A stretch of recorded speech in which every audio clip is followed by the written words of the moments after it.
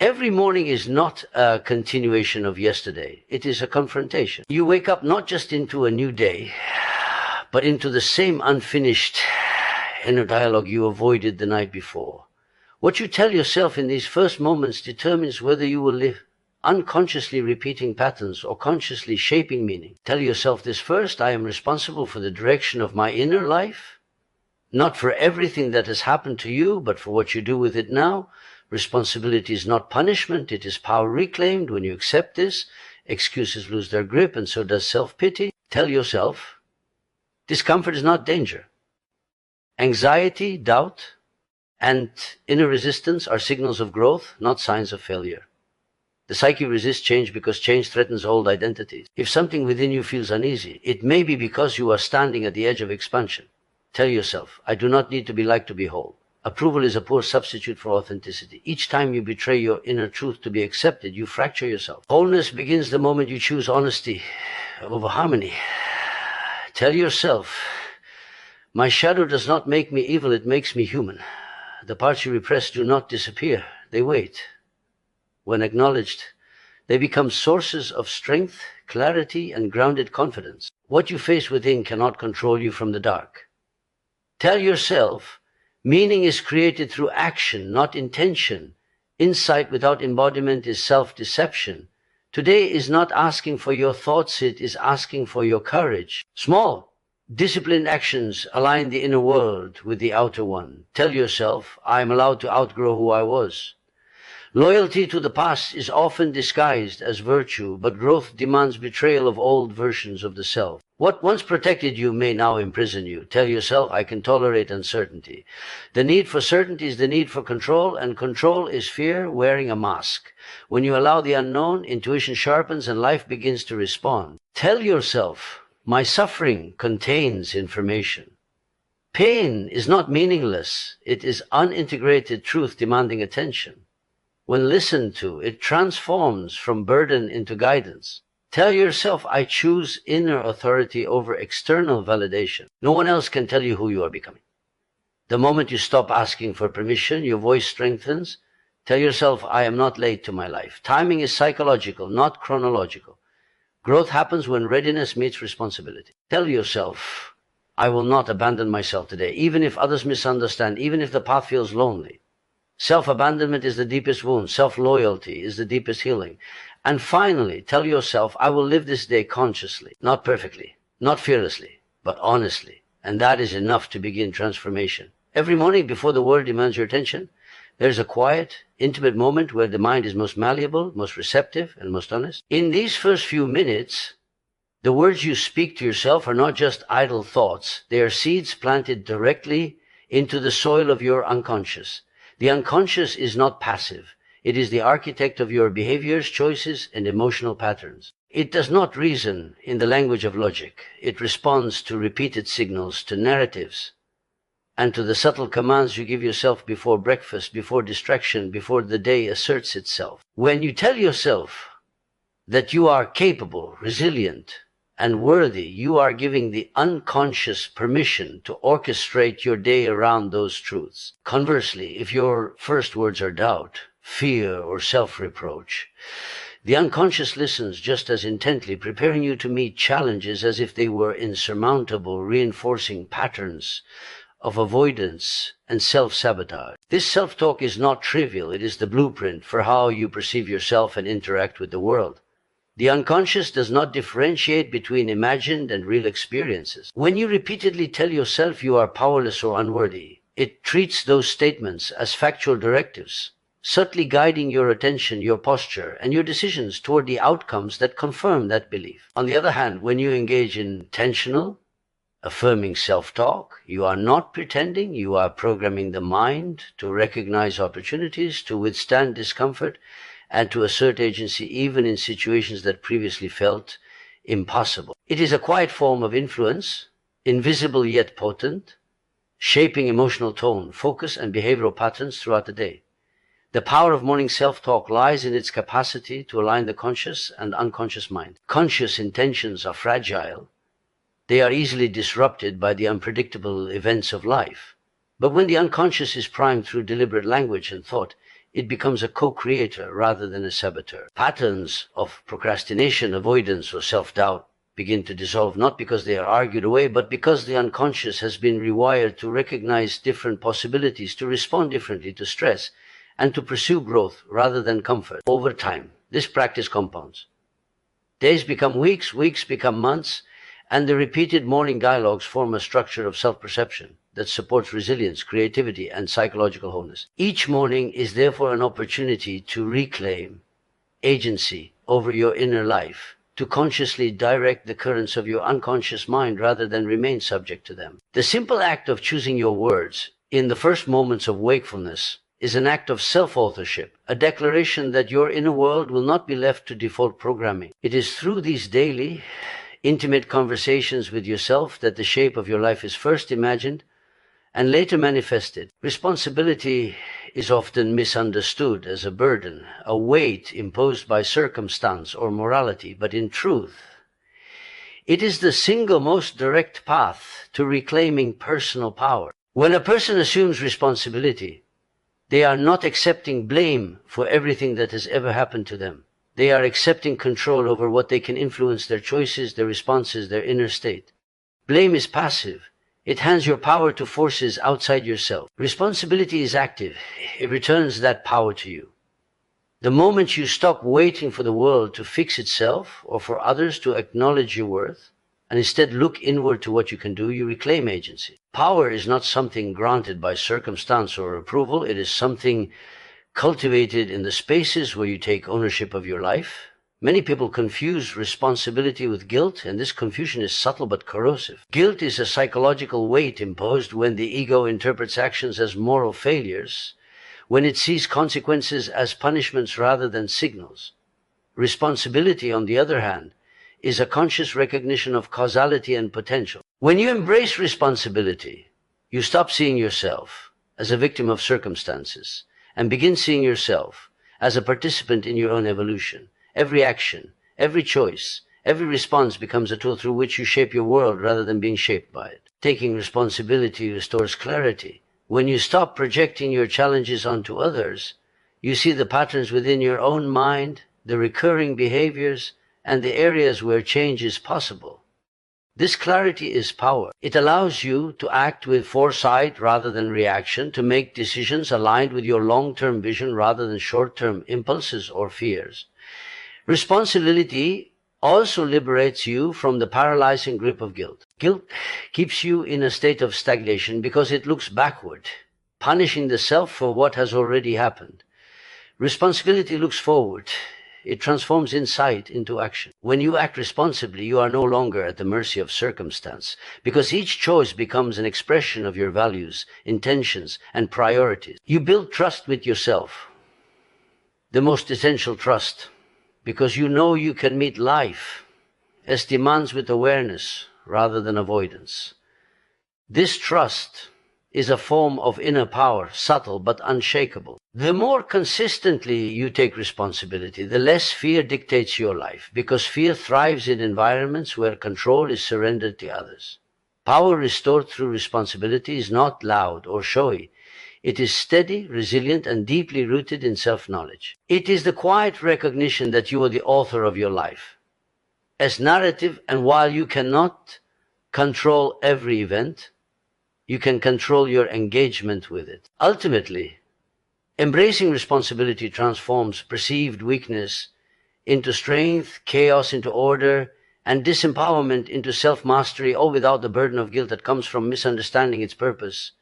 Discomfort is one of the most misunderstood experiences in human life. From childhood, we are taught to avoid pain, to seek comfort, and to interpret unease as a warning sign of danger. Yet the psyche operates differently than the body in matters of growth. Emotional, psychological, and spiritual growth almost always begins with discomfort, because it is the friction between who we are and who we have the potential to become. When you feel tension, doubt, or inner resistance, it is not an indication that you are failing.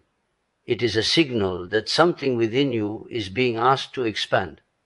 Growth cannot occur in familiar territory. The mind resists change because it is invested in predictability, safety, and identity preservation. Every time you encounter discomfort, it is the unconscious mind nudging you toward a frontier you have avoided, a truth you have ignored, or a strength you have neglected. The resistance you feel is evidence that you are confronting the edge of your current self, and edges are always uncomfortable. The human tendency is to interpret this discomfort as weakness or inadequacy, to judge oneself harshly for feeling unsettled. This judgment, however, is a misreading of the internal signals. Discomfort is not a verdict. It is information. It tells you where you have been hiding, what habits you have been clinging to, and which parts of your potential remain dormant. To ignore discomfort is to stagnate.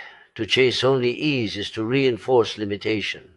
The psyche rewards those who are willing to approach unease with curiosity rather than fear. Each time you step into discomfort and navigate it consciously, you rewire the nervous system to tolerate uncertainty, strengthen resilience, and expand capacity for insight. Painful feelings, awkward situations, and internal tension are all forms of feedback, highlighting where growth is possible.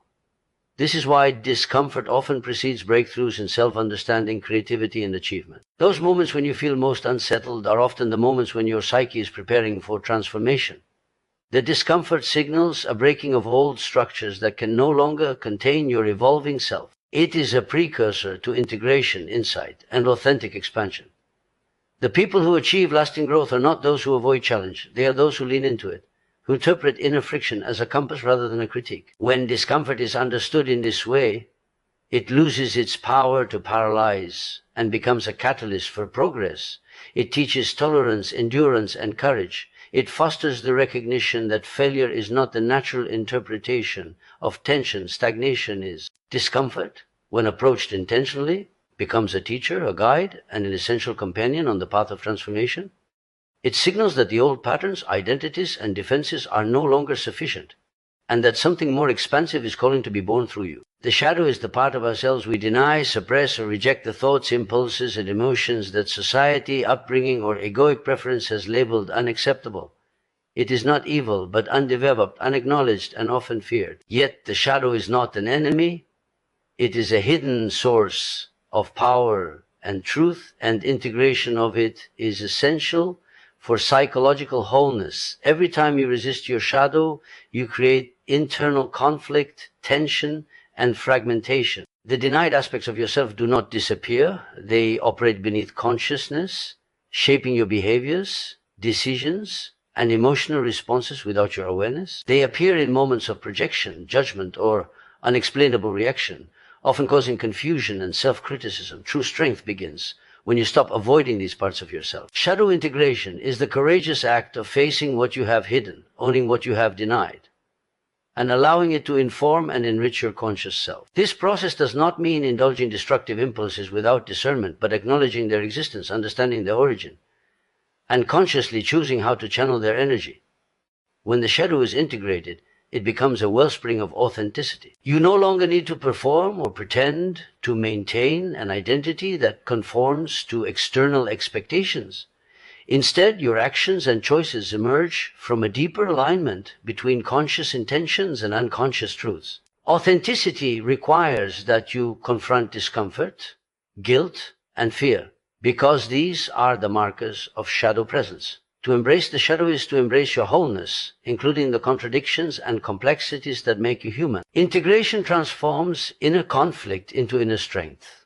The traits you once repressed, anger, ambition, vulnerability, desire, or fear, become tools when understood and directed consciously. Anger becomes righteous energy, ambition becomes focused drive, vulnerability becomes empathy, desire becomes creativity, and fear becomes discernment. Strength born from shadow integration is different from the ego. As a version of strength, it is resilient, flexible, and grounded. It does not need to dominate, avoid, or control, because it has already reconciled the tensions within. Furthermore, shadow integration enhances relational authenticity. When you recognize and own your shadow, you stop projecting it onto others. You no longer blame or criticize unconsciously. You respond from a place of awareness. This allows for deeper, more honest connections where relationships are built on truth rather than illusion, reflection rather than denial. The process of integration is not instantaneous, and it is often uncomfortable, because it requires confronting aspects of yourself you may have feared or despised. Yet this discomfort is precisely the sign that transformation is occurring. Every shadow trait acknowledged and assimilated strengthens your capacity for self-awareness, self-acceptance, and agency. In the end, inner strength and authenticity are not gifts given by circumstance or approval. They are cultivated through the courageous, consistent, and honest integration of the shadow. This is the hidden power that allows a person to move through the world grounded, resilient, and unshakably aligned with their true self. Meaning is not discovered in thought alone. It is not the result of reflection, insight, or philosophical musing. The mind can analyze endlessly, turning over ideas, dissecting possibilities, and crafting visions of what life should be. But until these insights are translated into action, they remain inert, beautiful, perhaps, but powerless. Life does not respond to intention alone. It responds to movement, to choice, to engagement with reality. Action is the bridge between consciousness and the world, between insight and transformation. Without action, insight becomes a form of self-deception, a comfort that allows the ego to feel knowledgeable while remaining passive. The moment you act courageously, even in small ways, meaning begins to take shape. Courage is essential because growth and significance rarely emerge from ease. The psyche resists change. Comfort zones are familiar and deceptive. To act is to risk failure, discomfort, and judgment. But these risks are necessary because they stretch the self beyond its habitual limitations. Meaning arises in the space where your values, understanding, and intentions intersect with concrete choices in the world. It is born when your internal commitments are tested against reality, when your awareness is translated into tangible steps that align with your deeper truth.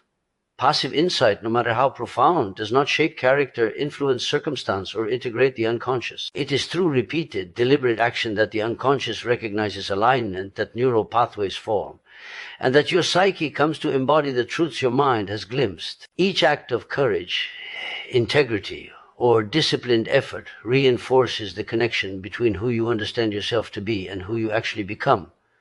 Meaning also demands consistency. One courageous action creates ripples, but sustained engagement builds a foundation. Small, intentional steps compound over time, creating structures of significance that are recognizable not only internally but externally. Action provides feedback. It reveals strengths and limitations, clarifies priorities, and teaches lessons that reflection alone cannot. Through engagement, life tests your understanding, forcing refinement, adaptation, and deepened insight. Without action, insight risks stagnation, a kind of self-imposed imprisonment where knowledge exists only as theory rather than lived experience. Courageous action transforms knowledge into lived reality. It is a declaration that your life is not a series of abstract observations, but a dynamic unfolding that demands participation. Through action you meet uncertainty, face fear, and assert agency. Each choice made with conscious intention, even when imperfect, becomes a brick in the architecture of a meaningful life. Meaning, therefore, is inseparable from the willingness to act, to risk, and to engage with the world fully. Insight illuminates the path, but action moves you along it. The individual who waits for clarity, comfort, or certainty before moving remains trapped in the liminal space of potential, while the one who acts courageously converts possibility into reality, shaping not only events but themselves. In the interplay of thought and deed, insight becomes embodied, knowledge becomes wisdom, and life becomes purposeful. Self-loyalty is the quiet but unshakable commitment to honor oneself in every moment, even when the world demands otherwise. It is not vanity, indulgence, or selfishness, but the recognition that the deepest relationship you have is the one with your own psyche. When you betray yourself by ignoring your truth, suppressing your emotions, or conforming to external pressures, you fracture your inner world. Each act of self-abandonment chips away at confidence, clarity, and psychological stability, leaving you vulnerable to fear, manipulation, and internal conflict. True wholeness arises only when you consistently choose alignment with your inner values, needs, and truths over the fleeting approval or comfort offered by others. Self-loyalty begins with awareness. You must first recognize the ways in which you have compromised your integrity, the moments when you have silenced your voice or denied your needs for the sake of acceptance or avoidance. This recognition is not meant to induce guilt. Guilt is the tool of the ego that confuses past compromise with present failure. Instead, awareness is the first step toward reclamation, the conscious act of saying, I see where I have abandoned myself, and I will not do so again. Once recognized, self-loyalty requires courage. The world often demands conformity, obedience, or performance, and choosing yourself over these demands can provoke fear, resistance, or conflict. Yet it is precisely this courage that fortifies the psyche. By defending your inner truth, you cultivate a center that cannot be shaken by criticism, rejection, or circumstance. You become the authority in your own life, no longer subject to the subtle manipulations of others or the unconscious dictates of habit and fear. Self-loyalty also requires boundaries. To remain whole, you must learn to protect your energy, your focus, and your emotional resources. This is not about isolation or rigidity, but about creating a container in which your inner world can flourish without compromise. Boundaries are expressions of loyalty to the self. They are the practical tools through which inner integrity manifests in daily life. Over time, self-loyalty transforms every decision, every relationship, and every response. You begin to act from alignment rather than obligation, from authenticity rather than performance. This consistency creates internal cohesion, reducing conflict between conscious intentions and unconscious impulses. It also fosters resilience because a psyche that is loyal to itself can withstand external pressures without fracturing. Perhaps most importantly, self-loyalty nurtures self-compassion. When you choose yourself, you no longer require constant validation from others, nor do you harshly condemn yourself for imperfection. You recognize that you are worthy of care, respect, and attention from the person who matters most, yourself. Psychological wholeness is the natural outcome of this practice. It is not a state of perfection or completeness, but a living, dynamic equilibrium in which the conscious mind and the unconscious, the light and the shadow, desire and discipline all coexist in alignment. When self-loyalty is cultivated, you become grounded, capable of facing life as challenges, and able to engage with the world without losing your inner center. It is the foundation upon which all other forms of growth, authenticity, and meaningful action are built. Now that all 6 key points are fully expanded, if you want, I can compile the full 12 powerful morning affirmation speech with all these deep expansions seamlessly woven together. So it ready to use as a 25-minute Carl Jung style motivational speech. Do you want me to do that? Here's a suitable, powerful ending for your 20 powerful things to tell yourself every morning speech in the same deep Jungian style. So now, as you prepare to move through this day, carry these truths with you not as fleeting thoughts, but as deliberate commitments. Remember that your inner world shapes your outer world, that every discomfort signals growth, every shadow contains strength, and every act of courage builds meaning. Choose responsibility over blame, loyalty over self-abandonment, and authenticity over approval. Speak to yourself with honesty, compassion, and resolve, for the words you whisper in the quiet morning set the rhythm of your entire life. And as the day unfolds, when challenges arise, when fear or doubt knocks at your door, return to these affirmations. Let them remind you that you are the guardian of your own psyche, the author of your story, and the steward of your wholeness. Begin today consciously, live today intentionally, and step into the power of the life that is waiting for you, because every morning you choose yourself, you grow stronger, wiser, and more fully alive.